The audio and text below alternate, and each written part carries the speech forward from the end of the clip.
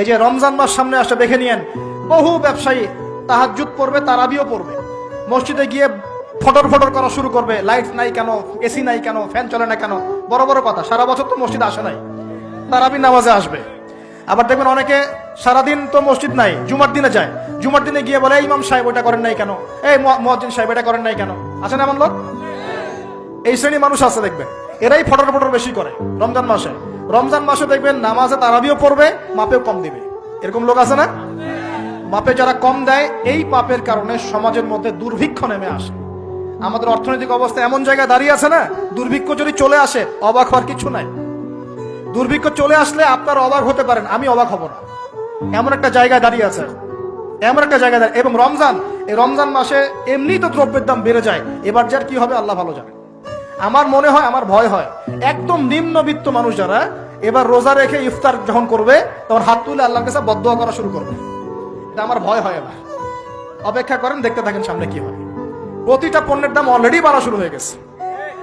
কিছু কিছু বৈশ্বিক কারণ আছে, এগুলোর কারণে যেমন বাড়ছে, আবার কিছু কিছু আমাদের নিজস্ব মানব সৃষ্ট কারণ আছে, এই কারণেও বাড়ছে।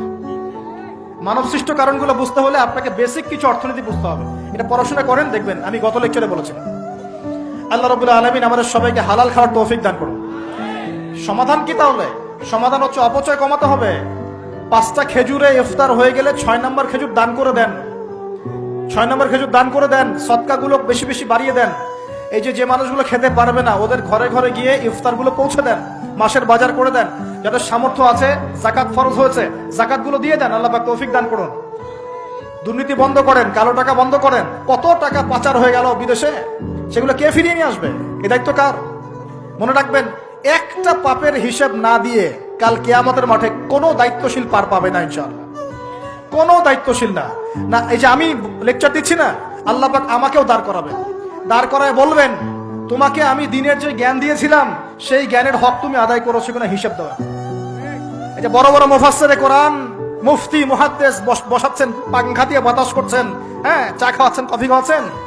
এক একজনকে আল্লাহ পাক দাঁড় করাবেন, বলবেন, কোরআন সুন্নাহর যে আমানত দিয়েছিলাম, সে আমানতের সাথে কতটুকু তুমি হক আদায় করেছো, হিসাব না দিয়ে পার পাবে না তুমি। ফাইজলামি মনে করেছেন নাকি দিনকে? ঠিক একই ভাবে সমাজের, রাষ্ট্রের দায়িত্ব আল্লাহ পাক যাদেরকে দিয়েছেন, এক একজন ব্যক্তিকে আল্লাহ পাক দাঁড় করাবেন।